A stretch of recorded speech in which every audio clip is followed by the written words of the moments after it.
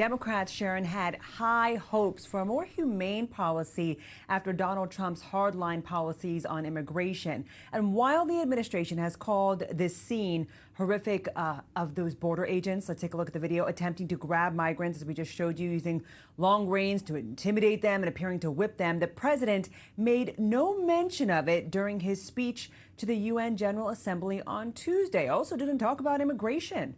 White House Press Secretary Jen Psaki, meanwhile, says the White House is seeking more information, and Homeland Security Secretary Alejandro Mayorkas says the individuals involved have been placed on administrative duty during the internal investigation. Civil rights and humanitarian activists want the administration, though, to grant the migrants due process, allowing them to seek asylum. Many fear this crisis affirms that Biden has failed to live up to his campaign vows and promises involving vulnerable foreigners. I was horrified by what I saw. I am going to let the investigation run its course, but the pictures that I observed troubled me profoundly. That defies all of the values that we seek to instill in our people. And I will tell you, I saw the values that we do instill in our people in exhibition when I visited Under the Bridge and saw them work with the American Red Cross, the Department of Health and Human Services, World Central Kitchen, in addressing the needs of a vulnerable population of migrants under the bridge in Del Rio.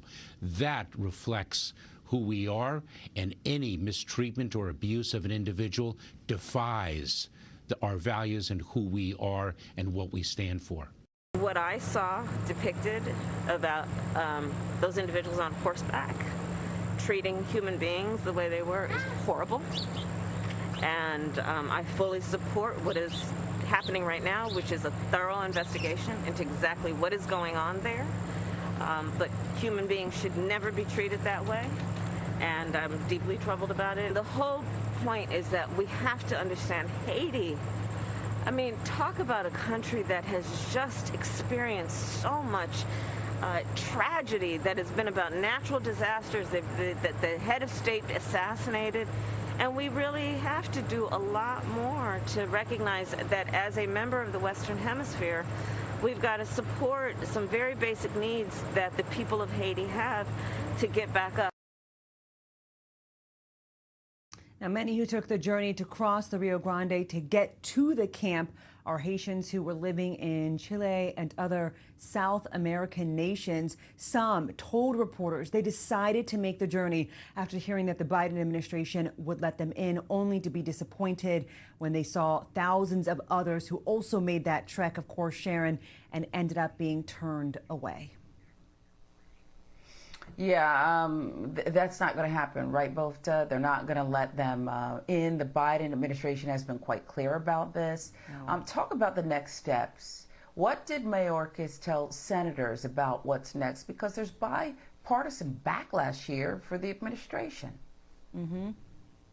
Right. You've got Republicans who are saying, look, you've lost control of what's happening there in the southern border. Then you have Democrats who are outraged at the immigration policies.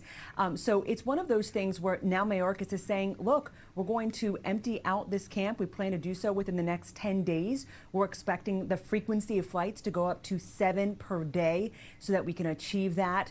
But here's the real problem, though, Sharon. Where are they going back to? What home are they going back to if the earthquake has ravaged their home? About 60% of Haitians live on less than $2 per day. They are risking their lives, their families, in order to get to the camp. Some of them made the trek 2 months on foot.